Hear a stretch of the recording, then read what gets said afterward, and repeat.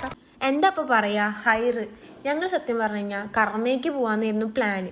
Unexpected ആയിട്ടാണ് താത്താന്റെ വീട്ടിലേക്ക് വന്നത്. എന്നാൽ കൂടിയും താത്ത ഞങ്ങൾക്ക് അത്രയും നല്ല രീതിയിലാണ് ഫുഡും കാര്യങ്ങളൊക്കെ സെറ്റ് ചെയ്ത് തന്നത്. പിന്നെ ഞാൻ ആദ്യമായിട്ടാണ് ഈ ഹലീം എന്ന് പറഞ്ഞൊരു ഡിഷ് ട്രൈ ചെയ്യണത്. അതൊരു അറബിക് ഫുഡാണ് അത്രേ, ലൈക്ക് അറേബ്യൻ ഡിഷാണെന്നാണ് താത്ത പറഞ്ഞത്. ഇത് എങ്ങനെയാണ് മേക്ക് ചെയ്യാന്ന് വരെ താത്ത പറഞ്ഞു തന്നു കേട്ടോ. അത് ഞാൻ അടുത്ത വീഡിയോയിൽ ഡീറ്റെയിൽ ആയിട്ട് ഇടാൻ വേണ്ടി നോക്കാം. പിന്നെ ഞങ്ങൾ സ്വിമ്മിംഗ് പൂളിൽ കളിച്ചിട്ട് ഒരു 2 മണിയൊക്കെ കഴിഞ്ഞിട്ടുണ്ടായിരുന്നു. എന്തായാലും ഉച്ചയ്ക്കുള്ള ലഞ്ചിന് ടൈമായി. സോ ഞങ്ങൾ എല്ലാവരും കൂടി ലഞ്ച് കഴിച്ചു. എല്ലാവരും കൂടി ഇരുന്നിട്ട് ഒരുമിച്ച് കഴിക്കുമ്പോൾ അത് വേറെ ലെവലായിരുന്നു കേട്ടോ. ഫുഡ് സ്പൈസി ആവും വിചാരിച്ചിട്ട് താത്ത ഞങ്ങൾക്ക് അതിന് ശേഷം കഴിക്കാൻ വേണ്ടിയിട്ട് മാംഗോ ഒക്കെ കട്ട് ചെയ്തിട്ട് കൊടുന്നു. പക്ഷെ ഞങ്ങളതറിയാതെ ഫുഡ് കഴിക്കണേക്കാളും മുന്നേ തന്നെ ആ മാംഗോ കഴിച്ചു. എന്തായാലും മാംഗോ കഴിച്ച് കഴിയുമ്പോഴത്തേനും മാംഗോസിനായിട്ട് താത്ത വീണ്ടും വന്നു കേട്ടോ.